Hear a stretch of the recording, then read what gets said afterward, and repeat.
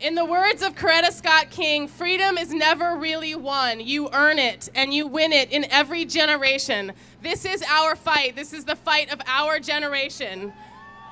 Thank you. Oh, and I'm introducing Jessica Romoff, the Get Lit poet.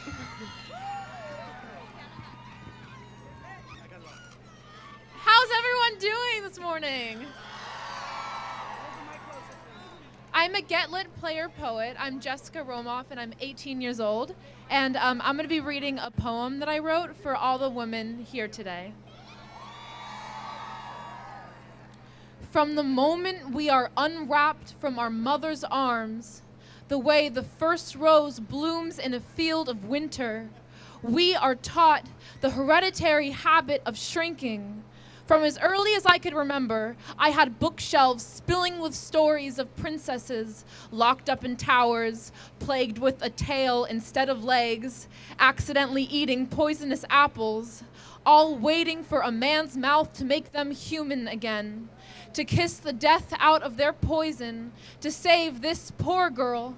Stitched from tissue and silence from a young age, I was taught that to be a woman was to be rescued by someone else, that my body was not my own unless a man made it one. It is a teaching I do not remember learning, to burn down this childhood house. But when you are around someone long enough, you begin to pick up their habits.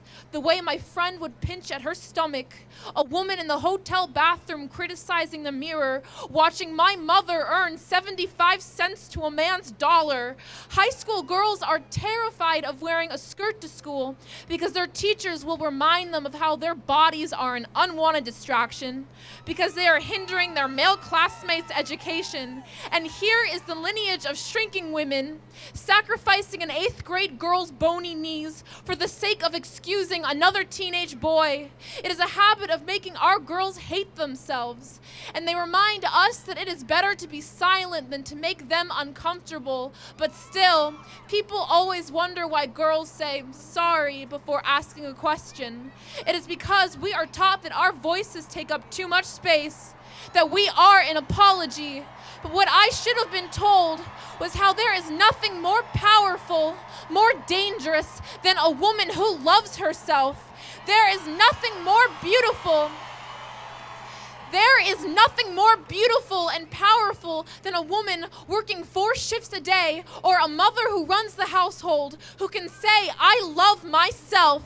Instead of giving our daughters stories of how to be rescued or how to be saved or how to be forgotten, let's start reminding our daughters of all the battles we fought and won, because we are soldiers in silk, fighting this war on body and mirror, learning to plant blossoms in our bruises, to grow gardens in our gashes, watching history try and pluck the petals of our violent hearts.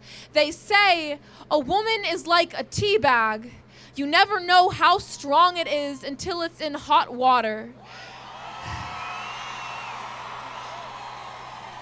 So give her bedtime stories of Joan of Arc, a young girl who led the French army into a battle against the English and won. Give her kisses of Cleopatra, 18 when she became queen of the Nile. Fill her lungs with the song of Sacagawea, with a baby on her back hauling Lewis and Clark across North America.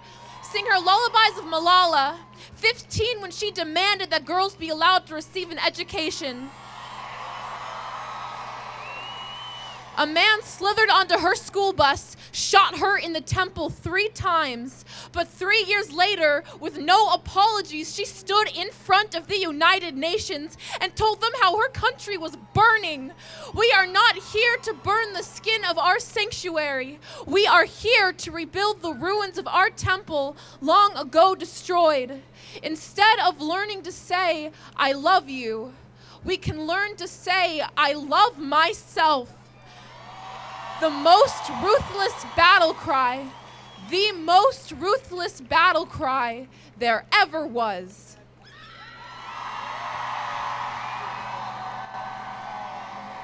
Jessica Romoff, Get Lit poet. I would drop this mic right now if I didn't need to keep speaking.